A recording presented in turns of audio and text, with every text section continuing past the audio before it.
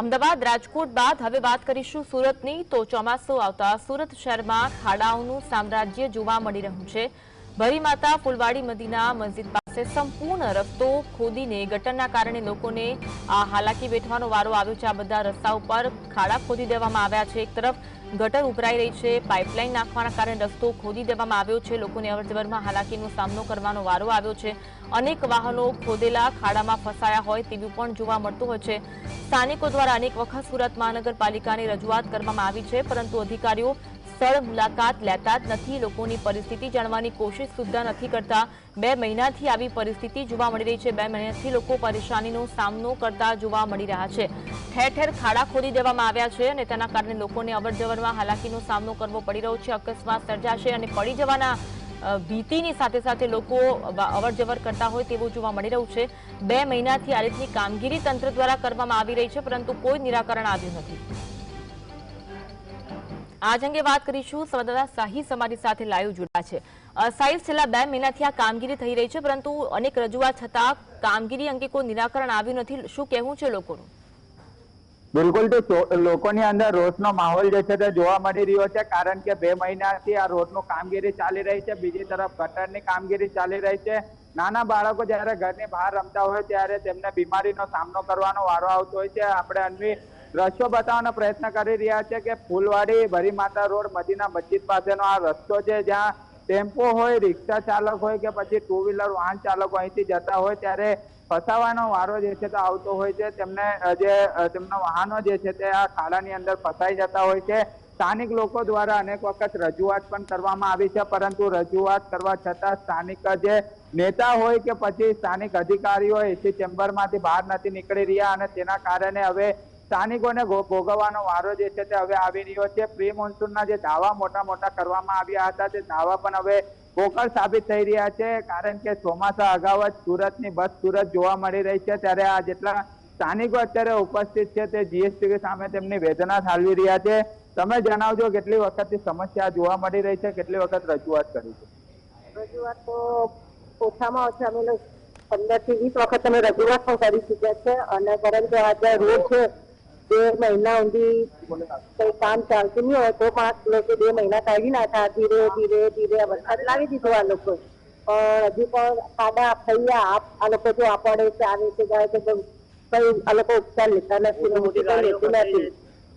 અન્ય લોકો ઉપસ્થિત છે, એમની જોડે વાત કરીશું। કઈ રીતની સમસ્યા અને કેટલી વાહનો ફસાઈ? સમસ્યા તો આટલી બધી છે ને કે મોટી મોટી ગાડીઓ અમે હેરાન થઈ ગયા છે। મચ્છર મચ્છી બધું પાણી, ગંદુ પાણી, વરસાદનું પાણી આવે, ગટર ફૂલ થઈ જાય છે, ગટરો ફૂલ થઈ જાય છે। કોઈ જોવા આવતું નથી કે કોઈ અત્યાર લગી કોઈ નથી આવ્યું, કોઈ પ્રશાસનમાંથી કોઈ જોવા નથી આવ્યું કે શું ચાલે છે ફૂલવાડીની અંદર। બિલકુલ, તમે જણાવજો કેટલી તકલીફ પડી રહી છે? બહુ તકલીફ પડી રહી છે। અહીંયા ગાડી ફસાઈ જાય તો અમે બહેરા લોકો નીકાળે છે ગાડીને, બચ્ચાઓને હાથમાં લે છે, અમે લોકો ખાડામાં પડી જાય છે બચ્ચા લોકોને। આગળ જો કેટલું ગંદુ છે, અમે માંદા થઈ જાય, ગયડા માણસ ક્યાં જાય? ખાટલો ડાળીને બહાર જ બેઠી રહું, બધાને સમાડા ખાવું, કેટલી વખત તમારું? બિલકુલ, જે રીતના ઋતુ હોય કે પછી તમામ સ્થાનિક લોકોની અંદર એક પ્રકારનો રોજ જે છે તે ચોક્કસપણે જોવા મળી રહ્યો છે। અન્વી, સુરતની આ ભરી માતા રોડના જે દ્રશ્યો છે તે અલગ જ પ્રકારના જે દ્રશ્યો જોવા મળી રહ્યા છે, કારણ કે વાહન ચાલકો અહીંથી પસાર થઈ રહ્યા છે ત્યારે ખાડાઓની અંદર જે ફસાઈ જવાની ઘટના હોય કે નાના બાળકો બીમાર કરવાની, આ જોઈ શકાય છે। અત્યારે જે વાહન ચાલકો ખાડાની અંદર ફસાઈ રહ્યા છે અને મુશ્કેલીનો સામનો જે છે તે કરવાનો વારો આવી રહ્યો છે। મેયરે જે દાવો કર્યો હતો રોડ રસ્તા બનાવવામાં આવશે, ગટરની સમસ્યા જે છે તે હલ કરવામાં આવશે, પરંતુ જે દાવા છે તે પોકળ સાબિત થઈ રહ્યા છે। 2 મહિનાથી વધુનો સમય થઈ ચૂક્યો છે, પરંતુ તંત્ર માત્ર ને માત્ર એસી ચેમ્બરોની અંદર બેઠા બેઠા દાવાઓ કરવામાં આવી રહ્યા છે, પરંતુ ગ્રાઉન્ડ લેવલે ઉતરીને આ સમસ્યા જોવી જોઈએ તેવી સ્થાનિક લોકો હવે માંગ કરી રહ્યા છે। અને આખરે જે સ્થાનિક લોકો જે છે તે 2 મહિનાથી હેરાન પરેશાન થવાનો વારો આવ્યો છે।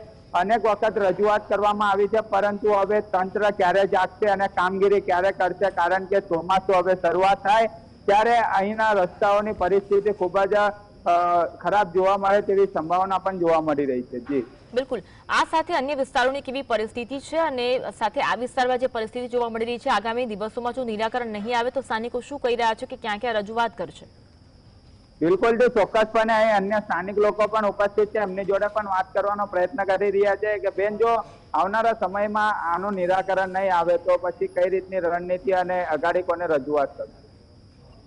અમે રજૂઆત કરીએ, અમે કહીશું કે ભાઈ આ શું છે બધું, કોઈ આવીને જોઈ જાઓ, કરો આ સફાઈ કરો, સારું થઈ જાય એવું કરો, રોડ મોડ બનાવો, કઈ બી બનાવો તમે જણાવજો. અનેક વખત રજૂઆત કરી છે, એસએમસી ના અધિકારી હજી સુધી એસી ચેમ્બરમાંથી બહાર નથી આવ્યા, તો હવે કઈ રીતનું ચોમાસું આવશે અને કઈ રીતની પછી તમે રજૂઆત અગાડી કરશો? આ કામગીરી નહીં થાય. અધિકારીઓને રજૂઆત કરવા છતાં આ લોકો આવ્યા નથી, કઈ કરતા નથી, તો હવે આગળ અમારે કોને રજૂઆત કરી? અમારે પોતાની મૂંઝવણમાં આવી ગયું છે.